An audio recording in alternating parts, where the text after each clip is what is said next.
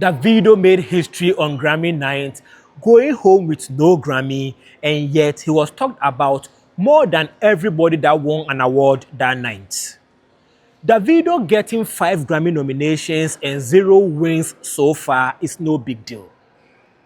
There have been a whole lot of superstars with multiple Grammy nominations and 0 wins. Snoop Dogg had 16 Grammy nominations and 0 wins, and yet he's America's sweetheart. Post Malone has 18 Grammy nominations and 0 wins. Katy Perry has 13 Grammy nominations and 0 wins. Even the legendary Diana Ross has 13 Grammy nominations and 1 Lifetime Achievement Award. So, no wins, no big deal. Except for the fact that Davido is one of the top 3 superstars in Nigeria with Wizkid and Burna Boy, both of who have Grammys, and Davido so far has no Grammys. So when Davido didn't win on Sunday, the Wizkid fans and Burna Boy fans went in on him, trolling him, and that is when he started becoming a trending topic around the world. And it didn't end there. They started clowning his outfit and his wife's outfit, adding more to the trend. And it didn't end there. Now, Davido fans also started, attacking Tyla because she won the best African performance over Davido, and then Tyla fans also returned fire to the extent that it got, heated for some time. It became like another edition of Nigeria versus South Africa. But all this did something. They made Davido the 3rd most talked about artist on Grammy night. So Twitter or X put out their, list of top 3 most talked about artists on Grammy night. Number 1 was Bad Bunny, number 2 was Lady Gaga, and number 3 was Davido. Yes, Davido was talked about more than Kendrick Lamar and everybody else on Grammy night. And that is a big deal. But when I get there, I'll break down to you why I keep saying it's a big deal. Let's start with this. Bad Bunny was the most talked about artist on Grammy night because he made history winning the biggest award at the Grammy Artist Album of the Year as the first Spanish language artist to do that. So that in itself is a big deal. So he was talked about because of that. And number 2, he was also talked about because women are thirsty. They were saying that he is good looking. And then number 3, he was contractually bound to perform at the Super Bowl, which will happen next Sunday. So he couldn't perform on the Grammy night. Normally, whoever wins the big award performs, but he didn't perform. So because he didn't perform, the host, Trevor Noah, had to do skits around him. And that also added to him trending. And then the 4th and most important thing, he made a huge political statement with his acceptance speech. ICE is a big trending topic in the US right now, and he spoke on it. And we are in an election year. So anytime you talk politics in America, both the right and the left will have something to say on it. So the political side of his acceptance speech also added to him being the main winner and also the most talked about artist that night, deservedly so. Number 2, Lady Gaga was the 2nd most talked about artist on Grammy nights because nostalgia is a hell of a drug. Lady Gaga have been a superstar for over 20 years, so it makes sense, almost 20 years, it makes sense that people will be talking about her. And not just that, she gave up a performance that people thought was the best performance on the night. And then, I would say this, Lady Gaga winning is a huge win for Africa. Why? Because our African brother Akon discovered and introduced Lady Gaga to America and the rest of the world. Lady Gaga's first 3 albums were released under Akon's record label. So anytime Lady Gaga wins and people are streaming her music, a grandma in Senegal is getting her utility bills paid with streams from Lady Gaga's music. And I love that. That is why I say her win is a win for Africa. Anyway, and then number 3 is Davido. Davido was trending for all the wrong reasons, like I said earlier.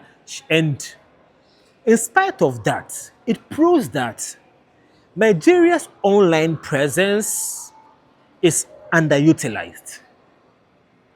Think about it. Just Davido fans, Wizkid fans, and Burna Boy fans talking about Davido was enough to make him one of the top 3 most talked about people in the world. Think about it. How powerful the combination of these 3 fan groups are. It doesn't matter whether your tweet was positive or negative, you contributed to this. And the reason why I keep saying it's a big deal is because there is something I have been documenting for some time now. I've written about it before. Nigeria's culture is fast becoming TikTok culture, which is fast becoming global culture. I've heard random white girls from rural Arkansas using West African slangs like Dilulu, soft life, and princess treatment, thinking they got it from TikTok. But it got on TikTok from it being a pidgin slang fest.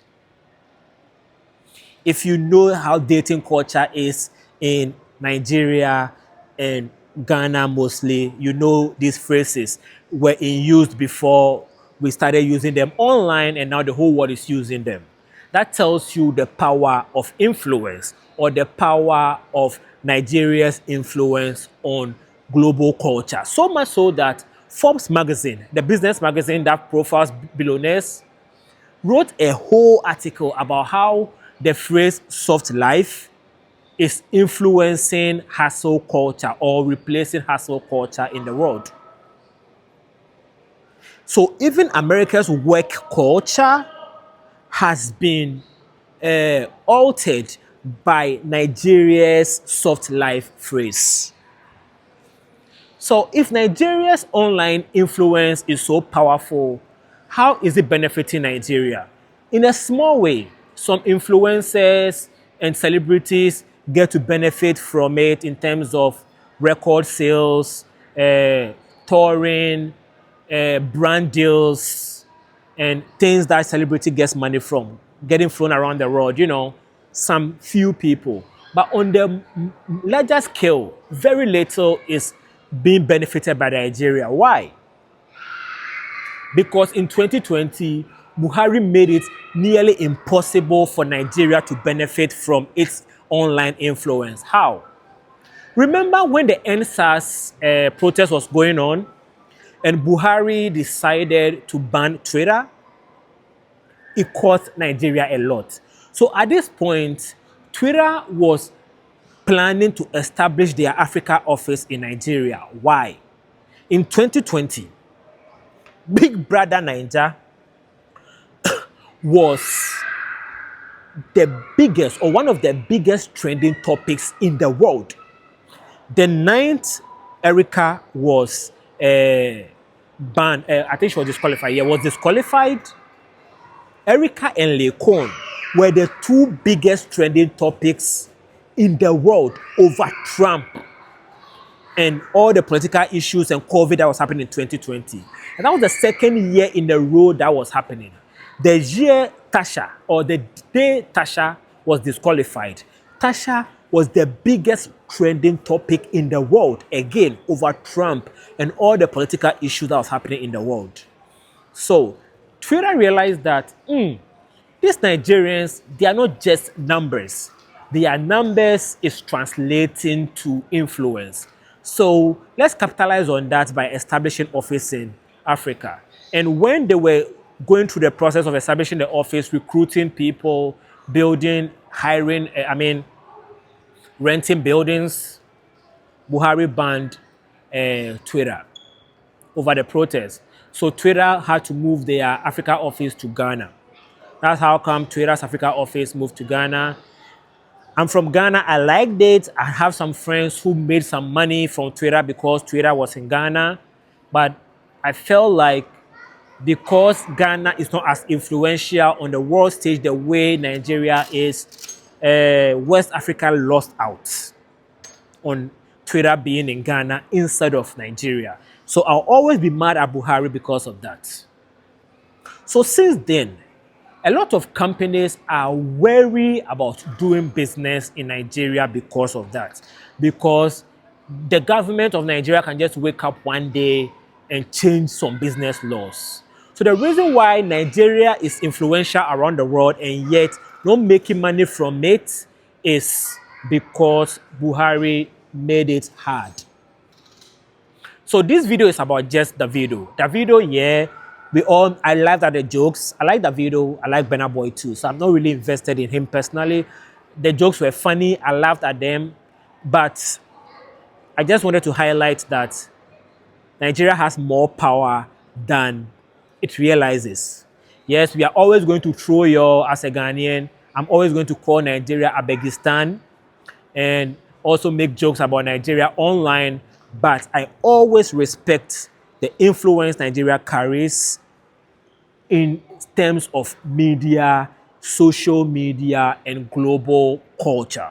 All right, I just wanted to highlight that in this video. My name is Enebi Tony. I'm a Ghanaian writer who lives in the US. Subscribe if you like my intellectual breakdown of Africa and things related to Africa.